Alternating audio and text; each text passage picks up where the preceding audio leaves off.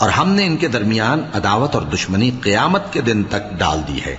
جب کبھی انہوں نے لڑائی کی آگ جلائی، اللہ نے اس کو بجھا دیا، اور یہ ملک میں فساد کے لیے دوڑتے پھرتے ہیں، اور اللہ فساد کرنے والوں کو دوست نہیں رکھتا۔ اور اگر اہل کتاب ایمان لاتے اور پرہیزگاری کرتے تو ہم ان سے ان کے گناہ دور کر دیتے اور ان کو نعمت کے باغوں میں داخل کرتے۔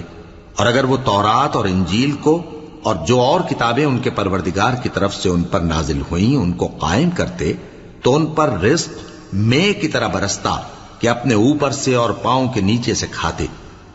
ان میں کچھ لوگ میانہ رو ہیں اور بہت سے ایسے ہیں جن کے اعمال برے ہیں۔